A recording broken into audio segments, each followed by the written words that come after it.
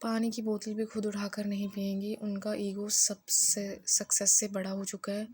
भूल चुके हैं कि बाकी दुनिया भी काम कर रही है, बस फ़र्क इतना है कि बाकी अभी स्ट्रगल के दौर में है। वो इंसान जो रात को छत पर थोड़ी-थोड़ी सिगरेट पीता है, जिस पर लोन का बोझ है, बेटी के भविष्य के लिए अंदर ही अंदर घुट रहा है, कोई विलेन या नेगेटिव इंसान नहीं है, एक हारे हुए पिता हैं। समाज या उन्हें नेगेटिव का टैग दे देता है तो उनका डिप्रेशन गुस्से के रूप में बाहर आता है। अपनी उस भांजी बेटी पर चिल्लाते हैं जिससे सबसे ज़्यादा प्यार करते हैं, क्योंकि बात करने का सही तरीका नहीं पता। साइकोलॉजिकली इतना टूट चुके हैं कि टीवी और गाने उनके लिए एस्केप बन चुके हैं। पढ़ाई अपने करियर या अपने हुनर को तैयार कर रही है, उसका दिमाग एक कुरुक्षेत्र बन चुका है। एक तरफ वो देखती है कि कामयाब मामू इतना इतना ईगो दिखाते हैं कि उनके आगे कोई बोल नहीं सकता। दूसरे बड़े मामू फ्रस्ट्रेटेड हैं, वो रोज़ इस उलझन में जीते हैं कि क्या इस घर में सिर्फ कामयाब इंसान की इज्जत है, क्या जो अभी स्ट्रगल कर रहा है उसकी कोई वैल्यू नहीं है, या ये सोचना सही है या गलत। सेंट्रल मामू सोफे पर बैठ के टीवी देख रहे हैं, the two brothers and the phone call. पूरा घर शांत है, जैसे कोई कर्फ्यू लगा हो, कोई पानी की बोतल हिलाने की हिम्मत भी नहीं कर पा रहा। अचानक उनके फ़ोन पर बड़े भाई का नाम फ्लैश होता है। सेंट्रल मामू चेहरा सिकोड़ते हैं, कॉल को साइलेंट कर देते हैं, वापस टीवी देखने लगते हैं। कोने में बैठी लड़की सब देख रही है, उसके दिमाग में वॉइस ओवर चलता है, कामयाबी इंसान को इतना बड़ा बना देती है कि बड़े भाई का रिश्ता भी छोटा लगने लगता है। क्या सक्सेसफुल होना ही तमीज़ की गारंटी है? बड़े मामू घर में घुसते हैं, उनके हाथ में कुछ सरकारी कागज़ या लोन के डॉक्यूमेंट्स हैं। बहुत परेशान है, अचानक उनका पैर किसी छोटी चीज़ से टकराता है और वो घर की छोटी बच्ची पर बुरी तरह चिल्ला पड़ते हैं। तुम लोगों को अकल नहीं है, दिन भर बस आवारागर्दी, कोई काम धाम नहीं है। बच्ची सहम जाती है, घर वाले फुसफुसाते हैं, ये तो है नेगेटिव, हमेशा कलेश करते रहते हैं। लड़की बड़े मामू के कमरे में जाती है, वो देखती है अंधेरे में बैठकर हेडफोन लगाकर पुराना गाना सुन रहे हैं। उनकी आंखें नम हैं, समझ जाती है कि गुस्सा नफरत का नहीं, बेबसी का है। लड़की अपने शीशे के सामने खड़ी है, खुद से बात कर रही है, अपने व्लॉग डायरी में लिख रही है।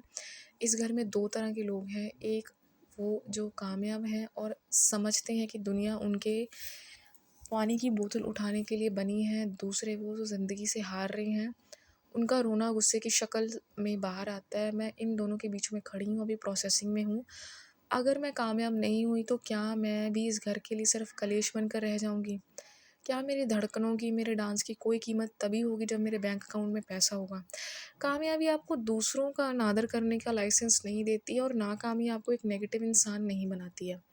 फिल्म के अंत में जब वो लड़की इस माहौल से निकल कर अपनी पहचान बनाएगी तो वो सेंट्रल मामू को ये एहसास कराएगी कि पूरी दुनिया काम कर रही है और बड़े मामू के पास जाकर उनका हाथ थामेगी, जो उनकी साइकोलॉजी समझती है। ये फ़िल्म समाज को आईना दिखाएगी कि अपने ही घर के लोगों को नेगेटिव का टैग देने से पहले उनके अ, माँ वो औरत जिसने सालों पहले अपनी कला का गला घोट दिया था सिर्फ एक डांट और इंसल्ट की वजह से, आज भी सहमी रहती है। लेकिन जब वो अपनी बेटी या भांजी को डांस करते देखती है, अंदर से डर जाती है कहीं उसके साथ भी वो ना हो जो उसके उनके साथ हुआ था। वो इस घर की घुटन को समझती है, वो देख रही है कि इस घर में लोग डिप्रेशन में हैं, द चेंज मेकर सब मौत मांगते हैं, समंदर से मरे हुए हैं और बस टीवी के सहारे जिंदा हैं। वो तय करती है कि इस घर में मौत की उदासी नहीं बल्कि ज़िंदगी का संगीत वापस लाएगी। घर में टीवी चल रहा है, लाफ्टर शेफ या कोई शो में डांस शो आ रहा है, सेंट्रल मामू और बाकी लोग बैठकर बड़ी बड़ी बातें कर रही हैं। एक एक्ट्रेस का डांस कितना ग्रेसफुल है, लोग इसके कपड़ों को नहीं इसकी कला को देखते हैं। कैमरा धीरे से रसोई में काम कर रही माँ के चेहरे पर जाता है। माँ की आंखों में आंसुओं से याद आता है कि उस दिन जब उसने शादी में खुलकर डांस किया था और उसके सामने सबकी बेइज्जती हुई थी। लड़की अपनी माँ के पास जाती है, उनका हाथ थामती है, उसे समझ आता है कि माँ डांस से नफरत नहीं करती, माँ उस डर से डरती है जिसने उनकी ज़िंदगी छीन ली। लड़की अपने कमरे में बैठी है, वो सोचती है अगर वो भी डर गई बैठ गई तो आने वाले 15 से 20 साल भी इस घर में ऐसे ही बीत जाएंगे। वो आगे की शादीशुदा ज़िंदगी से डरने के बजाय आज के बदलने को फैसला करती है। रोना छोड़ देती है, समझती है कि घर के लोग बुरे नहीं हैं, साइकोलॉजिकली बीमार और उलझे हुए हैं, उन्हें इलाज की ज़रूरत है, गुस्से की नहीं।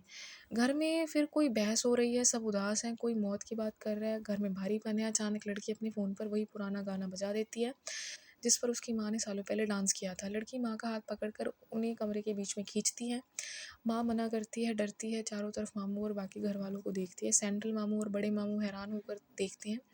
लड़की कहती है कि मम्मी, जो पापा ने किया उस वक्त की सोच थी। आज 2026 है, अगर आप टीवी पर दूसरों की कला की इज्जत कर सकते हो तो अपने घर की लक्ष्मी के उस दबे हुए सपनों की इज्जत क्यों नहीं कर सकते। उस घर को टीवी की हंसी नहीं, अपने अपनों की हंसी चाहिए। माँ के पैर धीरे धीरे थिरकने लगते हैं। सालों का दबा हुआ डर आंसू के रूप में बाहर आ जाता है, बह जाता है। बड़े मामू जो हमेशा गुस्से में रहते थे, उनकी आंखों में आंसू आ जाते हैं। वो ताली बजाने लगते हैं। सेंट्रल मामू का ईगो टूट जाता है। वो पानी की बोतल खुद उठाते हैं।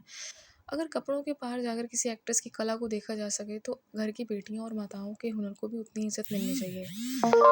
टीवी पर तारक मेहता देखकर हंसने से बेहतर है कि घर के लोग आपस में बैठकर हंसें। लड़की ये साबित करेगी कि आने वाला परिवार कैसा मिलेगा, ये सोचने से बेहतर है कि हम आज के अपने पेरेंट्स की सोच को बदलें।